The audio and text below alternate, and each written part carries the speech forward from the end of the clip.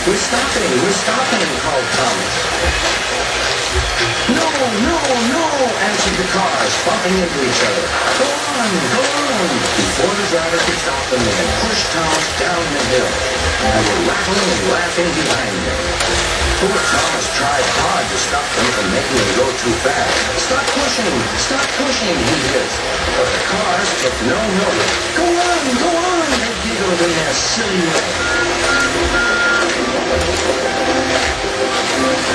There's the station. Oh dear, what shall I do? Cried Tommy. They rattled straight through and swerved into the goods yard. Thomas shut his eyes. I must stop. When he opened his eyes, he saw he had stopped just in front of the buffalo. There, watching him, was Sir Topham Hatt. What are you doing here, Thomas? He asked. I thought it was freight cars, Thomas answered. Why did you come so fast? I didn't mean to. I was pushed, said Thomas. You've got a lot to learn about freight cars, Thomas. After pushing them about here for a few weeks, you'll know almost as much about them as Edward. Then you'll be a really useful engine.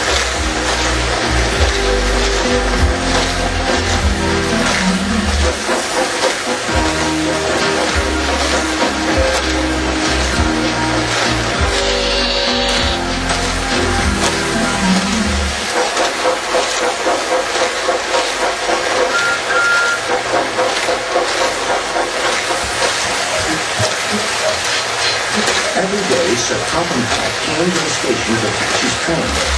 Hello, he always said to Thomas. Don't let the silly freight cars tease you. Remember, you have an important job as a special helper in the train yard.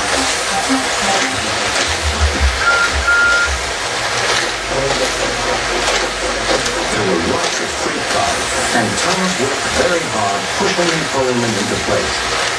There was also a small coach and two strange things his driver called cranes. Oh, that's the breakdown train, he told Thomas.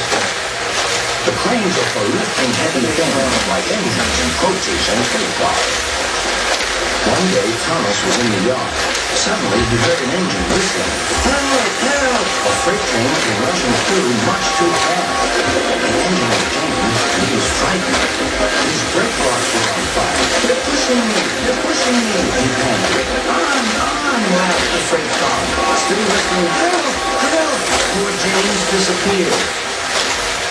I'd like to teach those freight cars a lesson.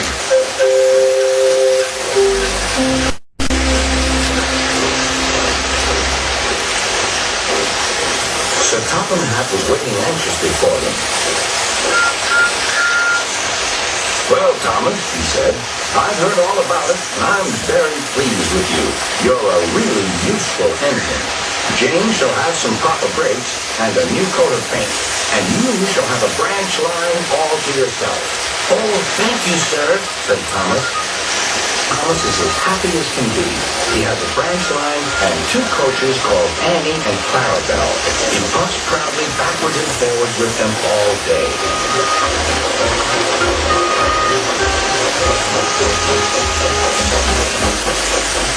He is never lonely. Edward and Henry stop quite often and tell him the news. Gordon is always in a hurry, but never forgets to say beep, beep, and Thomas always whistles beep, beep in return.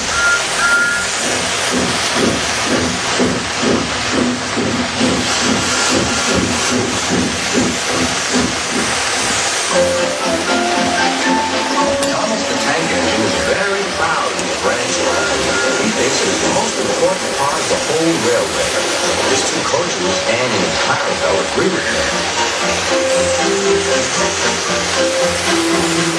Annie can only take passengers, but Clarabelle can take passengers, baggage, and the conductor.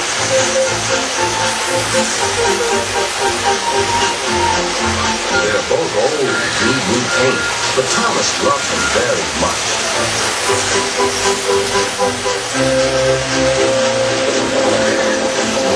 As they run backwards and forwards along the line, they sing songs to each other.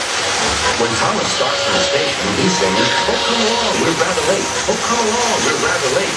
And the coach is singing, "We're coming along, we're coming along."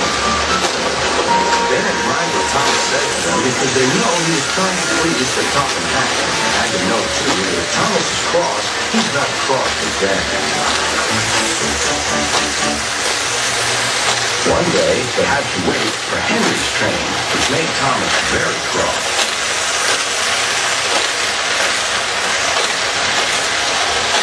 How can I run my line properly if